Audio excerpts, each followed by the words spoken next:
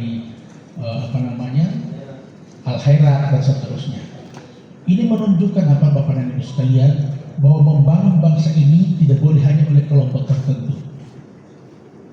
Kita telah tegas menyatakan bahwa negeri ini adalah milik kita bersama.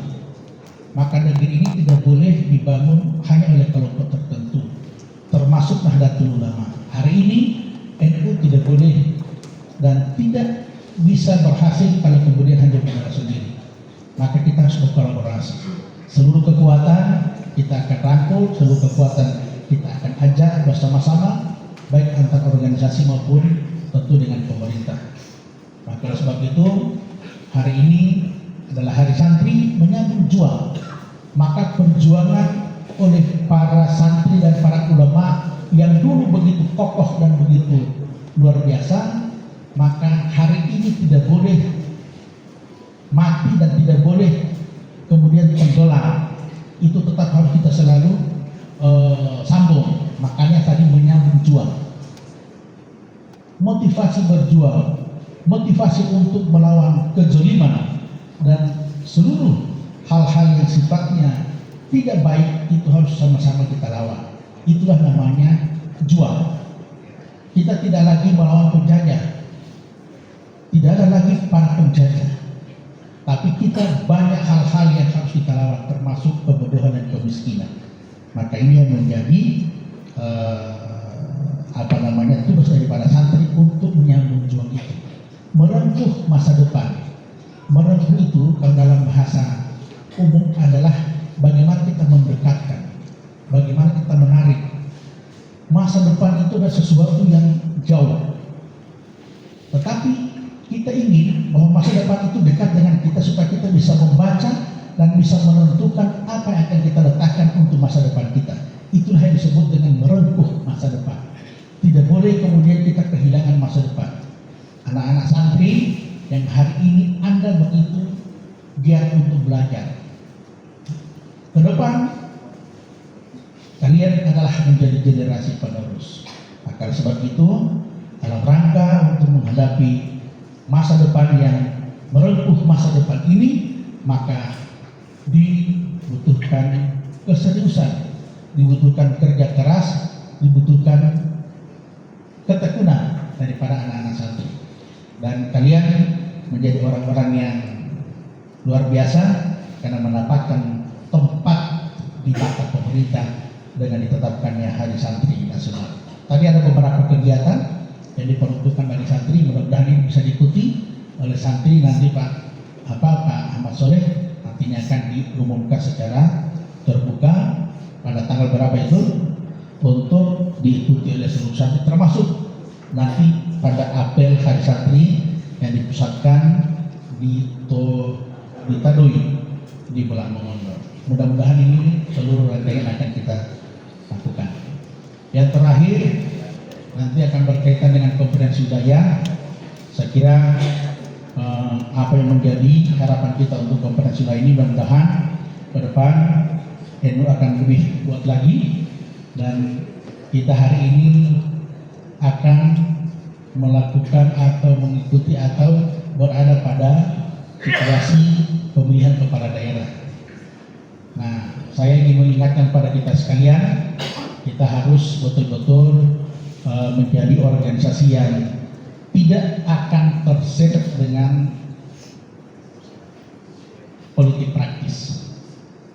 Kita ingin NU menjadi sebuah organisasi yang betul-betul netral dalam pilkada ini. Siapapun yang akan terpilih nanti, NU akan siap untuk bekerja sama.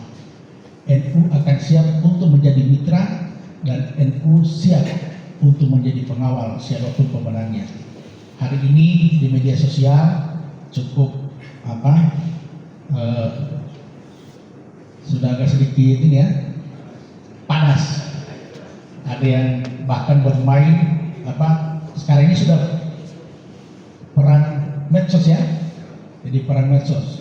Ada yang bahkan sudah merilis dalam beberapa hasil survei yang kita tahu bersama, ada 3 kandidat ini yang sedang berusaha untuk menarik simpati dari massa termasuk Nahdlatul Ulama. Maka oleh sebab itu saya ingatkan kepada kita sekalian, jangan sampai kita akan terseret oleh arus yang kemudian itu merugikan organisasi. Maka oleh sebab itu kita harus betul-betul meletakkan dan mendudukan bagaimana Nahdlatul Ulama itu menjadi organisasi milik semua orang, milik semua kelompok. Kemarin mohon maaf di medsos beredar bahwa Nahdlatul Ulama didatangi oleh seorang kandidat, salah satu kandidat Pak Kiai ya. Dan ini mohon maaf Bapak dan Ibu sekalian, ini saya sampaikan di tempat ini. Saya ketika dihubungi, saya sekaligus minta izin kepada Rois Surya. Beliau mengizinkan dengan berbagai prosedur yang harus ditempuh. Alhamdulillah hubungannya berjalan dengan baik dan tidak ada sedikit pun terlihat bahwa NU adalah menjadi organisasi bagian daripada salah satu kandidat. Tetapi kita tetap akan menerima siapapun yang akan datang bersilaturahmi dengan Nahdlatul Ulama dengan kandidat manapun. Maka oleh sebab itu ini akan memberi dampak yang baik kepada Nahdlatul Ulama. Ketika kita selesai pilkada, NU tidak memiliki beban apa-apa, dan kita tetap menjadi sebuah organisasi yang siap untuk bekerja dengan pemerintah, siapapun yang jadi pemenang. Maka sebab itu semua teman-teman silakan komunikasi, silakan dilakukan, tetapi pada hari ini saya katakan bahwa Nahdlatul Ulama tidak pernah menyatakan sikap mendukung salah satu pasangan dari paslon kepala daerah. Maka hari ini kalaupun ada yang membangun komunikasi, itu adalah komunikasi yang kita lakukan karena mereka ingin melihat dan ingin mendengar suara apa yang menjadi harapan-harapan daripada Nahdlatul Ulama ke depan untuk membangun Sulawesi Utara. Dan itu yang kita lakukan. Ketika mereka datang, kita sampaikan bahwa NU memiliki visi dan misi seperti ini. Bagaimana membangun umat yang koheren, yang kokoh dan koheren. Artinya apa? Kita ingin melihat bahwa siapapun pemerintahnya itu harus betul-betul memiliki integritas dan komitmen untuk membangun Sulawesi Utara. Dan kalau itu ada pada diri pemimpin, maka NU akan bersama-sama. Dan kalau ada pemimpin yang mengkhianati itu, tentu NU dengan caranya sendiri untuk bisa menyatakan sikap, bagaimana bisa memberikan koreksi, memberikan masukan, memberikan saran kepada pemerintah. Itulah posisi Nahdlatul Ulama hari ini. Nanti pada konferensi nanti, nah siapa yang akan terpilih, apakah teman-teman akan memberikan kepercayaan kembali kepada saya, atau mungkin ini tepuk tangannya kan cuma di sini. Nanti pada konferensi nanti karena ada sekretaris steering, nanti satu saat kita akan melihat. Saya justru ingin Bapak dan Ibu sekalian akan ada figur-figur tokoh-tokoh yang bisa untuk hanya sebentar nanti, paling tidak untuk menjadi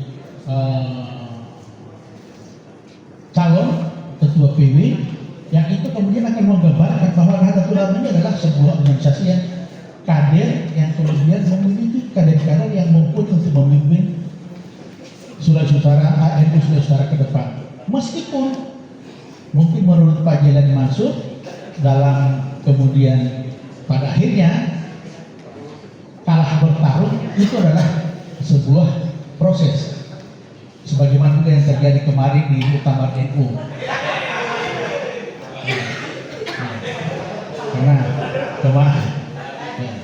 kemarin di Muktamar NU juga kan begitu, orang memiliki pilihan berbeda, tetapi paling tidak kita menunjukkan bahwa NU itu betul-betul memiliki kader yang luar biasa secara nasional. Dan hari ini kita bisa buktikan bagaimana seorang ketua umum yang menjadi Sulawesi Utara dan mayoritas pengurus wilayah dan cabang se-Indonesia, Gus Ketum Kiai Haji Yahya Khalil